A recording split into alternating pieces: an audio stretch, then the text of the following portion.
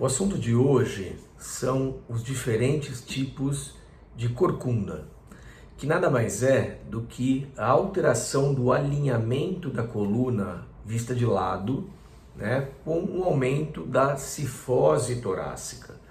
Então esse é o termo técnico, aumento da cifose torácica, para definir o que popularmente é chamado de corcunda.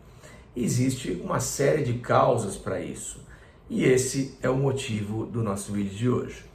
Eu sou o Dr. Alberto Gottfried, médico ortopedista, especialista em cirurgia da coluna vertebral. Muito bem, olhando a coluna de lado, existem curvaturas que são consideradas normais, ou fisiológicas, que são esperadas na maioria das pessoas ou em todas as pessoas que tenham alinhamento normal da coluna. Então, dentre essas curvaturas, existem a lordose cervical, aqui próximo do pescoço, a cifose torácica, que é a saliência para fora, e a lordose lombar, que é a entrada novamente da coluna lombar, da curvatura lombar do tipo lordose. E em relação à cifose torácica em particular, existem algumas condições ao longo da vida que promovem um aumento desse tipo de curvatura. E isso popularmente é conhecido como corcunda. E quais seriam então os tipos mais comuns de problemas que aumentam a cifose torácica? Então eu trouxe aqui para vocês alguns diagnósticos que podem levar a essa condição, que são os diagnósticos, digamos assim, com mais frequência.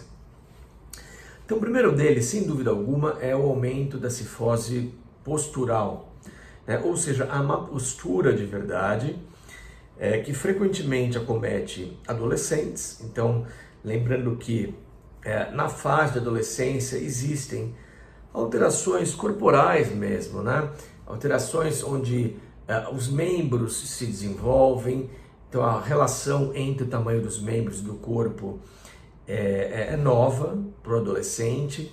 Existe uma questão toda de vergonha e timidez, onde a retração para os tímidos fica ainda mais visível, e isso pode levar ao aumento da cifose, uma curvatura onde os pais geralmente percebem e cobram muito dos filhos: ajeite a postura, fique mais ereto e assim por diante.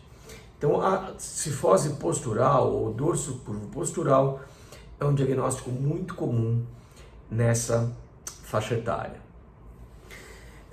O diagnóstico diferencial, que é uma cifose nessa faixa etária também do adolescente, mas aí já por uma questão onde a própria coluna lá no interior ela começa a ter uma alteração anatômica, ou seja, as vértebras começam a ficar mais deformadas, os ligamentos ficam mais encurtadas, e aí de fato existe o aumento da cifose um pouco mais rígida, estruturada, é o dorso curvo juvenil, ou também conhecido como cifose de Scheuermann, que foi o nome do médico que descreveu isso lá atrás, há muitos e muitos anos. Então é muito importante para fins de tratamento, principalmente, que uma coisa seja diferenciada da outra. Por quê? Ao passo que o dorso curvo postural tende a melhorar sozinho ou com auxílio de tratamento fisioterápico, por exemplo, o dorso curvo juvenil ou cifose de Scheuermann precisa de acompanhamento, porque não é raro a piora ao longo do tempo. Então, à medida que o adolescente vai crescendo, a cifose vai ficando cada vez mais rígida, deformando mais a coluna, e isso pode trazer problemas futuros, como dor, alterações psicológicas, alterações de autoestima, e em casos mais graves, inclusive, discrepância e distúrbios ventilatórios na criança ou no adolescente. Um outro tipo de dorso curvo comum é o dorso curvo senil, né, que aparece, como o nome já diz, junto com a idade, né? Então, ao longo dos anos, principalmente por conta de fraturas por osteoporose, fraturas por insuficiência óssea, a coluna começa a achatar e a gente vê principalmente senhoras, né, mulheres corcundas. Por que mulheres? Porque o esqueleto feminino sofre mais com alterações hormonais pós-menopausa, não que não possa acontecer em homens, mas é mais frequentemente visto em mulheres por conta disso que eu mencionei, de alterações hormonais, fragilidade óssea e fraturas de repetição. Então, além de ficar mais corcunda, o idoso também reduz em altura, né? Muito comum a gente ouvir essa queixa: puxa vida, eu tinha tal altura e hoje em dia eu tenho muito menos do que isso, eu tenho 4, 5, 6 centímetros a menos. E isso é por conta do achatamento da vértebra e achatamento dos discos também, que fazem com que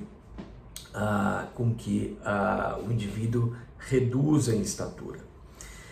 Só para citar aqui, existem diversas outras causas de aumento da cifose torácica. Eu poderia mencionar aqui a cifose congênita, onde a criança já nasce com a vértebra má formada e a vértebra deforma e gera uma cifose muitas vezes grave e muito preocupante, porque o potencial de deformidade é assustadoramente grande por conta de ser criança. Existe a cifose pós-traumática, né, onde uma fratura por trauma pode levar à deformidade da coluna. Cifose pós-infecciosa, né, no Brasil é relativamente comum a infecção por tuberculose na coluna, né, que gera o chamado mal de Pote, que é a deformidade, mas muitas vezes associadas à paraplegia, e isso é visto, infelizmente, ainda nos dias atuais. Então, esse era o assunto de hoje, as diversas causas de cifose, de aumento da cifose, e nos vemos na semana que vem. Até lá!